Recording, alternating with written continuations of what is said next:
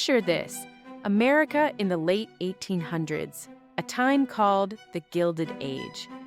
A term coined by Mark Twain, it captures a nation glittering with wealth on the surface, but hiding deep struggles beneath. Today, we're diving into a story of staggering inequality, where the ultra-rich lived like kings while millions barely survived. Welcome to the Gilded Age. The Gilded Age was a time of incredible change.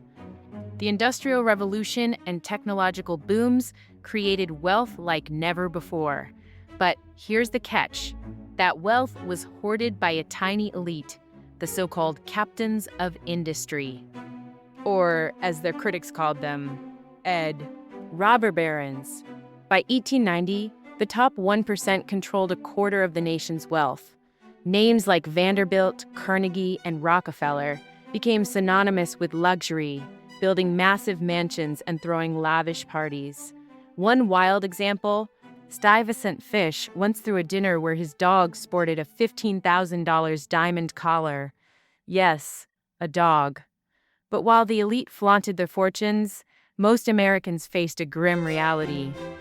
The average family, 11 million out of 12 million in 1890, earned less than $1,200 a year, with many scraping by on just $380.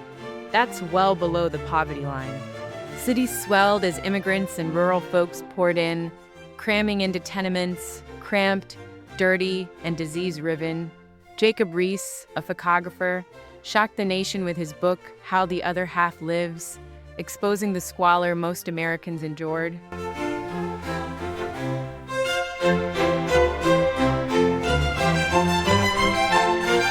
Life wasn't just hard at home, it was brutal at work.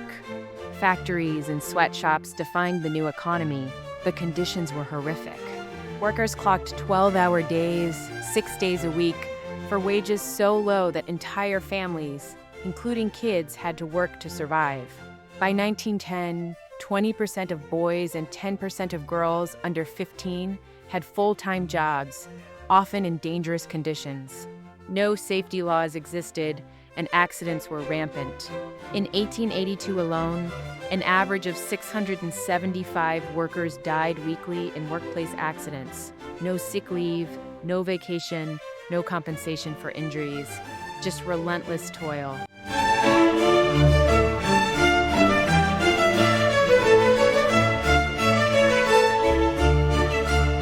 But the people didn't stay silent. The Gilded Age sparked a fierce labor movement. Workers formed unions like the Knights of Labor and the American Federation of Labor, demanding better wages, shorter hours, and safer workplaces. The fight wasn't easy. Companies forced workers to sign yellow dog contracts, swearing never to join unions, and hired private forces like the Pinkerton Agency to crush strikes. Some battles turned deadly. The Gilded Age wasn't just about wealth and poverty. It was about a nation wrestling with its soul. The glittering lives of the elite and the gritty fight of the working class tell a story of resilience and resistance. It's a reminder that progress often comes at a cost, paid by those who dare to demand change. What do you think? Could we be living in a new Gilded Age today? Drop your thoughts in the comments, and don't forget to like and subscribe for more stories from Portals Through History.